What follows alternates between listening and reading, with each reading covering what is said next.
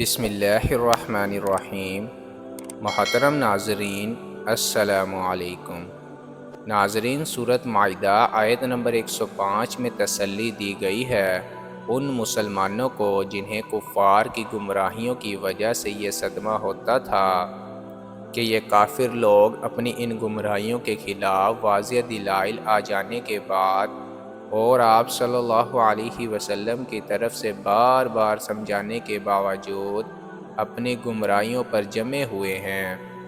ناظرین، ان حضرات کو تسلی یہ دی گئی کہ تبلیغ کا حق ادا کرنے کے بعد تمہیں ان کی گمراہیوں پر زیادہ صدمہ کرنے کی ضرورت نہیں، اور اب زیادہ فکر خود اپنی اصلاح کی کرنی چاہیے۔ لیکن جس بلیغ انداز میں یہ بات ارشاد فرمائی گئی ہے، اس میں ان لوگوں کے لیے ہدایت کا بڑا سامان ہے جو ہر وقت دوسروں پر تنقید کرنے اور ان کے عیب تلاش کرنے میں تو بڑے شوق سے مشغول رہتے ہیں، مگر خود اپنے گریبان میں منہ ڈالنے کی زحمت نہیں اٹھاتے۔ ان کو دوسروں کا تو چھوٹا سے چھوٹا عیب آسانی سے نظر آ جاتا ہے، مگر خود اپنی بڑی سے بڑی برائی کا احساس نہیں ہوتا۔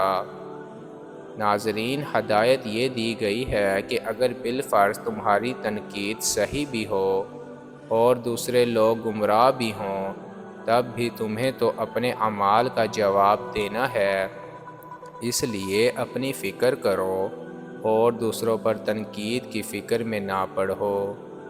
اس کے علاوہ جب معاشرے میں بدعملی کا چلن عام ہو جائے تو اس وقت اصلاح کی طرف لوٹنے کا بھی بہترین نسخہ یہی ہے کہ ہر شخص دوسروں کے طرز عمل کو دیکھنے کے بجائے اپنی اصلاح کی فکر میں لگ جائے۔ جب افراد میں اپنی اصلاح کی فکر پیدا ہوگی تو چراغ سے چراغ جلے گا اور رفتہ رفتہ معاشرہ بھی اصلاح کی طرف لوٹے گا۔